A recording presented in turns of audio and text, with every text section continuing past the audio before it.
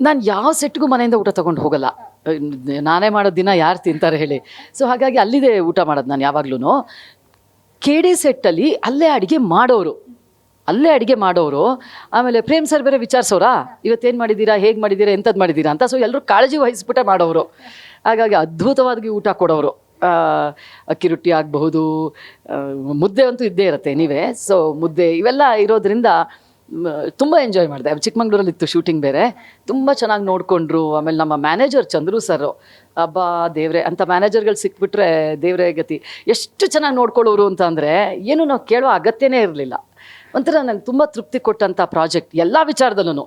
ಕೋ ಆರ್ಟಿಸ್ಟ್ಗಳಿರಬಹುದು, writer, director, associate directors, managers, ಅಲ್ಲಿದ್ದಂಥ technical team. ನೋಡಿ, ಸಾಮಾನ್ಯ ನಾನು ಹೇಗೆ ಅಂದ್ಕೋತಿದ್ದೆ ಅಂದರೆ, ನಾವು ಧಾರಾವಾಹಿಗಳಲ್ಲಿ ಮಾಡಬೇಕಾದ್ರೆ ತಿಂಗಳಾನ್ಗಟ್ಲೆ ನಾವು ಶೂಟಿಂಗ್ ಮಾಡೋದ್ರಿಂದ ಅದು ಒಂದು ಕುಟುಂಬ ಅನ್ನೋ ಒಂದು ಫೀಲಿಂಗ್ ಬಂದ್ಬಿಟ್ಟಿರುತ್ತೆ. ನಾನು ಯಾವಾಗಲೂ ಅಂದ್ಕೊಳ್ತಾ ಇದ್ದಿದ್ದು ಸಿನಿಮಾದಲ್ಲಿ ಅದು ಅಷ್ಟು ಬರಲ್ಲ. ಯಾಕೆ ಅಂತಂದರೆ ನಾವು ಸಪೋರ್ಟಿಂಗ್ ಕ್ಯಾರೆಕ್ಟರ್ಸ್ ಮಾಡೋರು ಒಂದು 4 ದಿನ 5 ದಿನ ಮಾಡಿರ್ತೀವಿ ಅಷ್ಟೇ. ಸೊ ಹಾಗಾಗಿ ಆ ಒಂದು ಬಾಂಧವ್ಯ ಬೆಳೆಯೋದಕ್ಕೆ ಅಷ್ಟೊಂದು ಅವಕಾಶಗಳಿರಲ್ಲ ಅಂತ ಅಂದ್ಕೊಂಡಿದ್ದೆ. ಆದರೆ KD ಸಿನಿಮಾ ಅದನ್ನು ಸುಳ್ಳು ಮಾಡಿಸ್ತು. ಇಲ್ಲ, ಸಿನಿಮಾದಲ್ಲೂ ಕೂಡ 4-5 ದಿನದಲ್ಲೇ ನಾವು ಒಂದು ಯಾವ ರೀತಿಯಾಗಿ ಒಂದು ಕುಟುಂಬ ಅನ್ನೋ ಒಂದು ಭಾವನೆ ಬರುತ್ತೆ ಅನ್ನೋದು ನನಗೆ ಸಂಪೂರ್ಣ ತೃಪ್ತಿ ಕೊಟ್ಟಂತಹ ಒಂದು ಪ್ರಾಜೆಕ್ಟ್ ಇದು. ಮ್ಯಾಮ್, ಆ್ಯಕ್ಚುಲಿ ಧ್ರುವ ಸರ್ ಇಷ್ಟು ಹಲವಾರು ವರ್ಷಗಳಿಂದ ಸಿನಿ ರಂಗದಲ್ಲಿದ್ದಾರೆ. ಈ ಸಿನಿಮಾ ನಿಮಗನ್ಸೋ ಪ್ರಕಾರ ಯಾವ ಥರದ್ದು ಬ್ರೇಕ್ ಕೊಡ್ಬೋದು ಧ್ರುವ ಸರ್ಗೆ? ನೋಡಿ, ಇವಾಗಲೇ ಕೆಲವು ಹಾಡುಗಳನ್ನು ನೀವು ಕೇಳಿದ್ದೀರಾ. ಪ್ರೇಮ್ ಸರ್ ಸಿನಿಮಾಗಳಲ್ಲಿ ನಮ್ಮ ಜಾನಪದ ಸೊಗಡಿಗೆ ತುಂಬ ಪ್ರಾಮುಖ್ಯತೆ ಕೊಡ್ತಾರೆ. ನಮ್ಮ ನೇಟಿವಿಟಿ ಏನಿರುತ್ತೆ ನೋಡಿ, ನಮ್ಮ ಗ್ರಾಮೀಣ ಭಾಷೆ, ನಮ್ಮ ಗ್ರಾಮೀಣ ಒಂದು ಅಭ್ಯಾಸಗಳು, ನಮ್ಮ ಜಾನಪದ, ಇದಕ್ಕೆಲ್ಲ ತುಂಬ ಒತ್ತು ಕೊಟ್ಟಿರ್ತಾರೆ ಪ್ರೇಮ್ ಸರ್. ಹಾಗಾಗಿ ಅಂಥ ಸಿನಿಮಾಗಳು ಹೈಲೈಟ್ ಆಗೋದು ಖಡಾಖಂಡಿತವಾಗಿ ಆಗೇ ಆಗುತ್ತೆ. ಅದರಲ್ಲೂ KD ಸಿನಿಮಾ ಸಾಕಷ್ಟು ಅಂಶಗಳಿದೆ ನಿಮ್ಗೆ ಇಷ್ಟ ಆಗುವಂಥದ್ದು. ಈಗಾಗಲೇ ಗುರುವೇ ನಿನ್ನಾಟ ಬಲ್ಲ ಯಾವ ರೇಂಜ್ಗೆ ಹೋಗಿದೆ ಹಾಡು ಅಂತಂದರೆ, ನೀವು ಅಮೇರಿಕಾದಲ್ಲೂ ನೋಡಬೇಕು.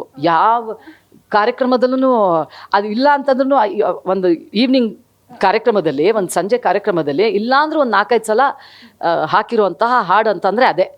ಅಷ್ಟು ಜನರಿಗೊಂದು ಖುಷಿ ಕೊಟ್ಟಿರುವಂತಹ ಹಾಡದು. ಅದೇ ರೀತಿ ಸುಮಾರು ಒಳ್ಳೊಳ್ಳೆ ಹಾಡುಗಳಿದೆ. ಇನ್ನು ರಿಲೀಸ್ ಆದಮೇಲೆ ಅಂತೂ ಅದೇನಾಗುತ್ತೆ ಅಂತಂದರೆ, ಹೀಗೆ ನೋಡಿ, ಮಾತಿಂದ ಮಾತು ಬೆಳ್ಕೊಂಡು ಹೋದಾಗ ಅದಿನ್ನೂ ತುಂಬ ಚೆನ್ನಾಗಿ ಹರಡುತ್ತೆ. ಆ ರೀತಿಯಾಗಿ ಇದು ಹರಡುವಂತಹ ಸಿನಿಮಾ ಇದು. ಖಂಡಿತವಾಗಿಯೂ ತುಂಬ ದೊಡ್ಡ ಮಟ್ಟದ ಯಶಸ್ಸನ್ನು ಕಾಣುತ್ತೆ ಅಂತ ಅನ್ನೋದರಲ್ಲಿ ನನಗೆ ಸಂಶಯನೇ ಇಲ್ಲ. ನಿಮ್ಮ ಮಕ್ಕಳು ಈ ಸಿನಿಮಾದಲ್ಲಿ ಅಭಿನಯಿಸಿದ್ದೀನಿ, ಈ ಸಿನಿಮಾ ರಿಲೀಸ್ ಆಗ್ತಾ ಇದೆ, ಅಮೆರಿಕದಲ್ಲೂ ಕೂಡ ಸಾಂಗ್ಸ್ ಬರ್ತಾ ಇದೆ ಅಂದಾಗ ನಿಮ್ಮ ಮಕ್ಕಳು ರಿಯಾಕ್ಷನ್ ಹೆಂಗೆ? ನನ್ನ ಮಗ ತುಂಬ ಕನ್ನಡ ಸಿನಿಮಾಗಳನ್ನ ಫಾಲೋ ಮಾಡ್ತಾನೆ. ಅವನಿಗೆ ಈ ಥರ ಸ್ವಲ್ಪ ಮಾಸ್ ಸಿನಿಮಾಗಳು, ಆ್ಯಕ್ಷನ್ ಸಿನಿಮಾಗಳು ಅಂತಂದರೆ ಭಾಳ ಖುಷಿ ಅವನಿಗೆ. ಆ ಹಾಡು ನೋಡಿದಾಗಲೇ ಹೇಳ್ದವನು, ನೀನು ಮಾಡಿದ್ಯಾ ಈ ಸಿನಿಮಾದಲ್ಲಿ, ನೀನು ಮಾಡಿದ್ಯಾಮ್ಮ ಅಂದ. ಹ್ಞೂ ಕಣೋ ಅಂದರೆ ಪ್ರೇಮ್ ಸರ್ ಜೊತೆ ಅವನಿಗೆ ಪ್ರೇಮ್ ಸರ್ದು ಇದಿದೆಯಲ್ಲ, ಕಳ್ಳಿ ಇವಳು, ಅದು ಅವನು ಬಿಗ್ ಫ್ಯಾನ್ ಪ್ರೇಮ್ ಸರ್ದು ಆ ಸಾಂಗಿಗೆ. ಅಲ್ಲೆಲ್ಲ ಅವರು ಯೂನಿವರ್ಸಿಟಿನಲ್ಲೂ ಪಾರ್ಟಿ ಮಾಡುವಾಗ ಆ ಸಾಂಗ್ಗಳು ಹಾಕೋತಾರೆ.